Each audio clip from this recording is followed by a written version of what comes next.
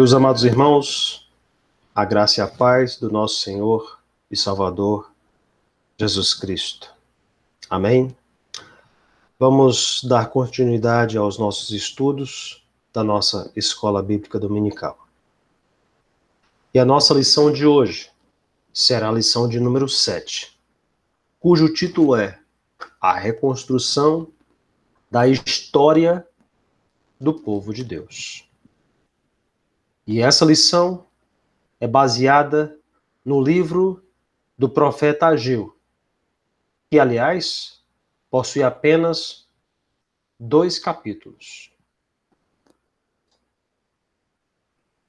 Os objetivos da nossa lição são, primeiro, saber conhecer a situação histórica da nação de Israel na época do profeta Ageu. Segundo, saber compreender a importância de colocar o Senhor e a sua obra como prioridade na vida. Terceiro lugar, fazer priorizar Deus e o seu reino em sua vida. O nosso texto áureo está no livro de Ageu, no capítulo 2, versículo 9, que diz: A glória deste novo templo será maior que a do primeiro, diz o Senhor dos Exércitos. E estabelecerei a paz neste lugar, diz o Senhor dos Exércitos. E o tema em discussão é: sempre é mais difícil recomeçar algo que foi parado do que iniciar uma obra pela primeira vez. Geralmente, meus amados irmãos, quando nós paramos um trabalho por um tempo, ou por algum tempo, bate aquele desânimo. E esse desânimo, muitas vezes, nos impede de retomarmos o trabalho que iniciamos e paramos. E cada vez que pensamos em reiniciar o que paramos, surgem várias desculpas que nos fazem estagnar e até mesmo impedir que nós retomemos a obra paralisada. Os judeus voltaram da Mesopotâmia, iniciaram com muita empolgação a reconstrução do templo. Porém, a oposição os fez parar a obra por cerca de 15 anos. Eles estavam sem coragem de retomar o trabalho de reconstrução da casa do Senhor. Neste momento entra em cena o profeta Ageu, com mensagens de repreensão, com mensagens de encorajamento e com mensagem de esperança. E como era a situação histórica de Israel na época do profeta Ageu? Os judeus, eles foram agraciados pelo decreto de Ciro para retornarem à sua terra, conforme nos relata o livro de 2 Crônicas e o livro de Esdras. No ano de 538 a.C., o primeiro grupo de judeus retornou à Judéia, liderado por Zorobabel. Após chegarem, iniciaram a reconstrução do templo. O sucesso inicial despertou a inveja e a oposição dos seus vizinhos. E diante dessa oposição externa, a obra de reconstrução do templo ficou parada por cerca de 15 anos.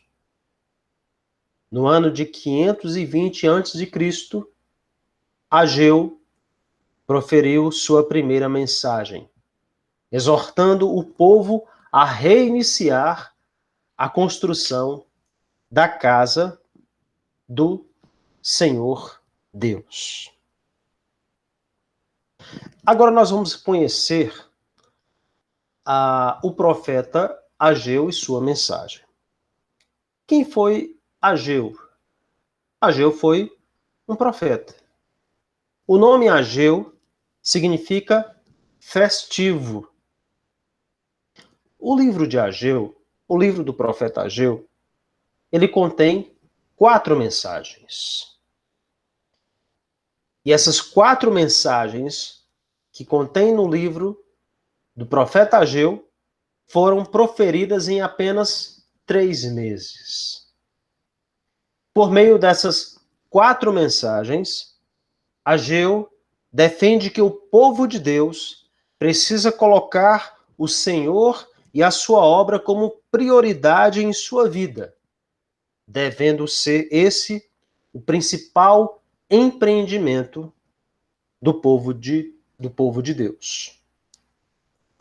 Como falamos, o livro de Ageu nos traz 4 mensagens. E a primeira mensagem que o livro de Ageu nos traz é uma mensagem de repreensão, conforme o capítulo 1 do livro de Ageu.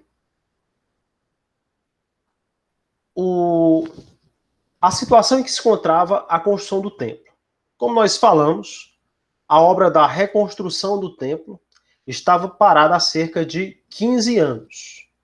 Os judeus vindo do exílio cuidavam de seus próprios negócios, construindo para si casas luxuosas, enquanto a casa do Senhor permanecia em ruínas. Ageu, então, exorta o povo a retomarem o trabalho da reconstrução do templo. E a justificativa do povo para a paralisação da obra de reconstrução da casa de Deus é que ainda não havia chegado o tempo certo para realizá-la. E a resposta de Deus para o povo, através de Ageu, foi que na realidade havia falta de boa vontade para colocá-la como prioridade. Diante da resposta de Deus, a resposta do povo foi que toda a nação atendeu a palavra do Senhor e então reiniciaram a construção. Quando priorizamos Deus e a sua vontade em nossa vida, Ele certamente dispensará as suas bênçãos sobre nós. E a segunda mensagem que Ageu nos traz é uma mensagem de encorajamento. Está lá no capítulo 2, versos de 1 a 9. O povo estava desanimado. Alguns achavam que o novo templo que agora estava sendo construído era insignificante comparado com a glória do primeiro templo.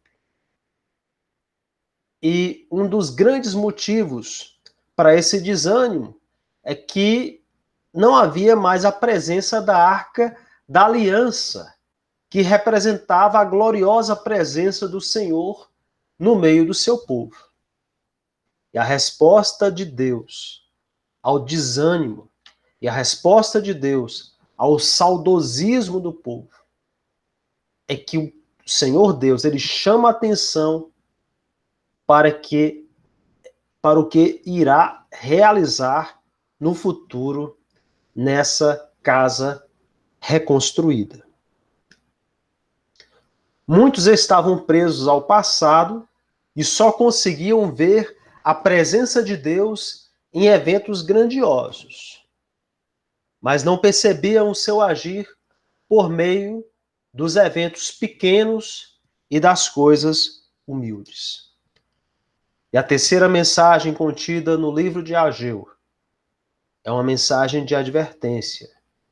Isso está no capítulo 2, nos versículos 10 a 19.